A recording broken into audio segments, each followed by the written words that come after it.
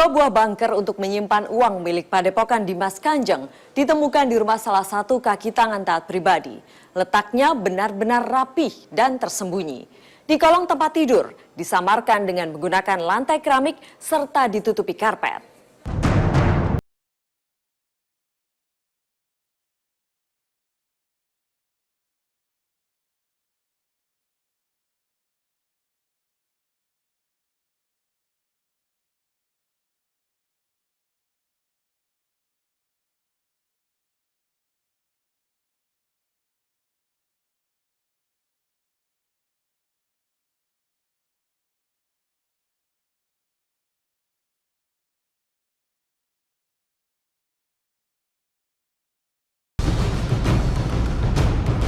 Selain trik yang dilakukan oleh taat pribadi untuk mengelabui para pengikutnya, informasi soal keberadaan bunker di rumah salah satu kaki tangan taat pribadi juga membuat kami penasaran untuk menelusurinya.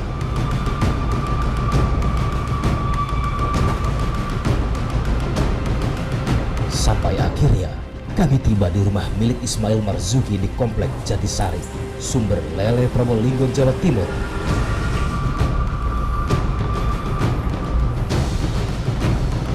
Rumah Ismail tak jauh dari rumah Laila, istri kedua taat pribadi. Bunker tersebut konon kabarnya tersimpan di dua kamar ini, kamar belakang dan kamar depan. Kita akan coba lihat. Dan di dalam rumah inilah bunker yang diduga kuat digunakan untuk menyimpan uang milik Padepokan Dimas Kanjeng berada. Letaknya persis di bawah kasur, ditutupi oleh karpet ini, semacam kamuflase untuk menutupi lokasi bunker sebenarnya. Kita akan coba lihat langsung bagaimana persisnya bunker ini.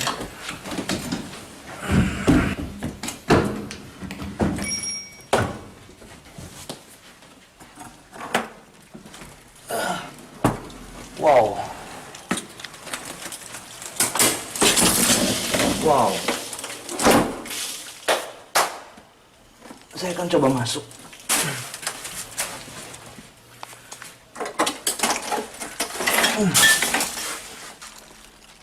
Ini dia bunkernya.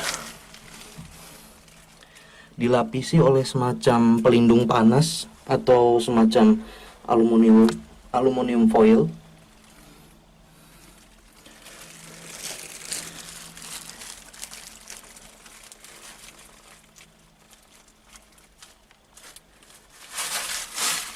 Kalau dilihat dari wujudnya, sebenarnya ini orang yang membuat ini memang niat sekali untuk membuat bunker ini untuk menyimpan uang. Ini pelindung panas, baik di sisi samping dan juga bawah. Lalu bagian atas ada jeruji. Ukuran bunker ini sekitar, kalau bisa saya amati, sekitar 2,5 dikali 1 meter. Lebarnya 1 meter, panjangnya 2,5 meter. Bunker yang satu ini terletak di kamar belakang, namun kabarnya ada satu bunker lagi di kamar depan. Kita akan coba ke sana.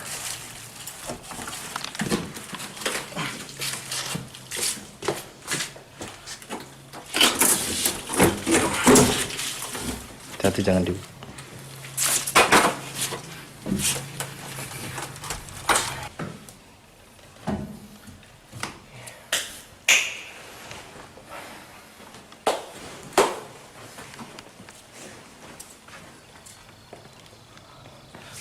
Menurut informasi yang tim kami dapatkan, Ismail Marzuki ini adalah pemilik serta yang menjalankan roda perusahaan CV Java Sultan. Ini kamar depan yang akan kita datangi.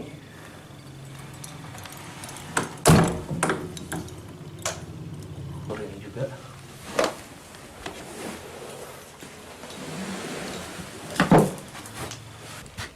Oh, ini dia.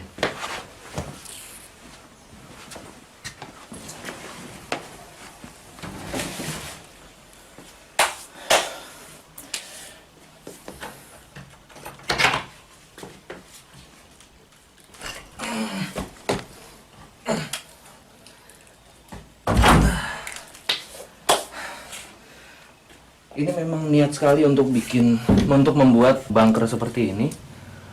Pintunya tebal sekali, terbuat dari besi kokoh.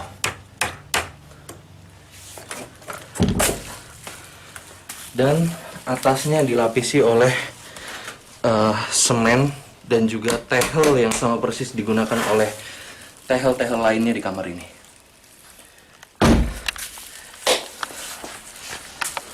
Model dari bunker yang kedua ini memang sama persis dengan yang di kamar satunya.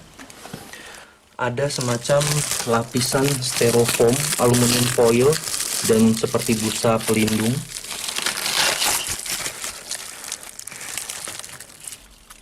Penyimpanan bunker ini memang sama persis dengan kamar di sebelah, hanya saja ukurannya tidak begitu besar dibandingkan dengan bunker yang satu lagi. Kira-kira ini hanya sekitar 1,5 kali 1,5 meter. Namun dengan ketinggian yang sama, yaitu sekitar 1 meter. Kalau dari pengamatan saya bisa menyimpulkan bahwa bunker ini memang sudah sedemikian dirancang untuk menyimpan barang-barang berharga, terutama uang. Dari bunker ini memang luas sekali, dan dari informasi yang kami dapat dari kepolisian bahwa bunker ini diduga bisa menyimpan sekitar 4 triliun rupiah. Memang cukup mengejutkan. Dua buah bunker ini menjadi bukti kalau uang yang berhasil dikumpulkan oleh Taat Pribadi dari tangan pengikutnya begitu banyak.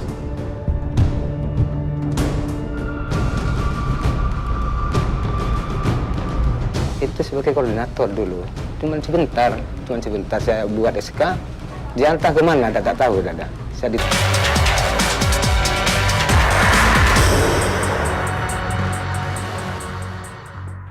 Sepak terjangnya begitu memukau, gaya bicaranya membuat orang terpedaya.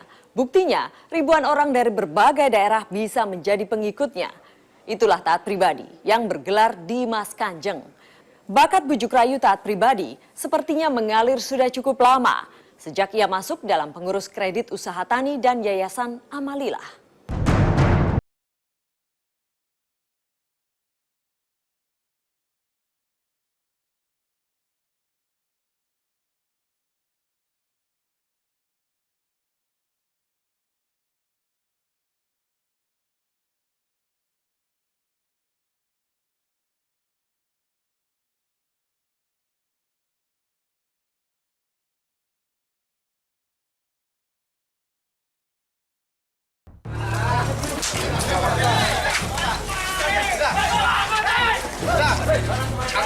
Dimas Kanjeng Taat Pribadi, pimpinan Padepokan Dimas Kanjeng ini kini terjerat 3 kasus besar: penipuan, pembunuhan berencana, dan tindak pidana pencucian uang atau TPPU.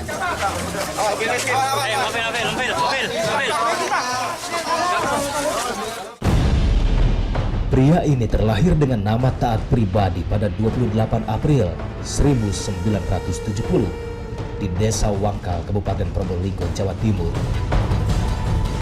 Sejak remaja, ternyata Taat Pribadi memang sudah sering membuat geger warga dan teman-temannya. Sebut saja ketika ia bertugas mengumpulkan kartu tanda penduduk warga untuk mendapatkan bantuan kredit usaha tani. Dan ternyata hal itu bermasalah. Kemudian, ia juga pernah menjadi koordinator Amalilah yang lagi-lagi memakan banyak korban. Yayasan ini diketuai oleh almarhum Raden Ayon Suharis Restuningrat. Korban yang terjerat yayasan ini mencapai jutaan orang dan tersebar hampir di seluruh wilayah Indonesia. Saat itu, para anggota yang sudah menginvestasikan uangnya di Yayasan Amalilah menunggu pencairan dana sebesar 420 triliun rupiah yang berasal dari harta Bung Karno, Presiden pertama Republik Indonesia, yang konon tersimpan di Bank Swiss. Soal taat pribadi di Yayasan Amal Lillah sempat diungkapkan oleh Abdul Hafid, salah satu temannya yang juga ikut bergabung di Yayasan Amal Lillah. Menurut Abdul Hafid, Taat merupakan koordinator di wilayah Gading, Probolinggo, Jawa Timur. Katanya bayar 25.000, 20.000 dapat 25 juta katanya. Tidak pernah keluar uangnya, dak. Cuma bayar terus, cuma bayar saja, tapi uangnya tidak keluar. Akhirnya nunggu sampai itu waktu tahun 2000 itu katanya mau cair, sama-sama nyatanya nggak cair. Sampai saya jadi totoan sama anak-anak. Ini sepeda saya, totoan kalau tidak cair, ambil sepeda saya. Untung nggak mau teman-teman saya dengan sapi kalau tidak mau. Untung tidak mau, kalau mau habis sepeda saya ada. Itu sebagai koordinator dulu, cuman sebentar saya buat SK, dia entah kemana, tak tahu dah. Saya ditinggal dah. Tahun berapa tuh Pak? Sekitar tahun 2001 sampai 2002. Tidak lama, sekitar 2 tahun atau 3 tahun. Tidak lama, sekitar 2 tahun. Keterangan yang sama juga kami dapat dari Muhammad Tarwi alias Ubed, sahabat Abah Ilyas, yang juga mengenal Taat pribadi. Kalau di Amal Lillah itu sendiri dia kan kalau tidak salah koordinator lah, salah satu pengepul ya. Ya entah dilarikan seperti itu. Banyak, saya rasa udah banyak tahun seperti itu. Sepertinya, berkat pengalamannya menjadi koordinator pengumpul dana di Yayasan Amal Lillah, Taat pribadi pun mendirikan Padepokan Dimas Kanjeng di Desa Wangkal, Probolinggo, Jawa Timur pada tahun 2006. Ironisnya, meski sudah terbongkar belangnya, namun para pengikut Padepokan Dimas Kanjeng masih saja setia kepada Taat pribadi. Mereka masih saja ada yang bertahan di Padepokan. Di sini tidak ada yang namanya aliran sesat, karena kami melaksanakan semua ajaran dari guru kami sesuai dengan syariat agama yang kami peluk. Dan selama saya menyantri di Padepokan ini, guru kami tidak pernah mengajarkan hal-hal yang aneh yang disiarkan atau yang disampaikan di televisi itu. Katanya di sini ada aliran sesat, dan itu Masya Allah itu fitnah yang besar bagi kami. Sebuah potret kehidupan yang cukup miris. Taat pribadi, anak pensiunan polisi ini benar-benar membuat geger tanah Jawa. Janji manisnya bisa melipat gandakan uang dan mengubah perhiasan emas palsu menjadi asli, membuat orang seolah gila. Demikian menyikap tabir kali ini. Sampai jumpa.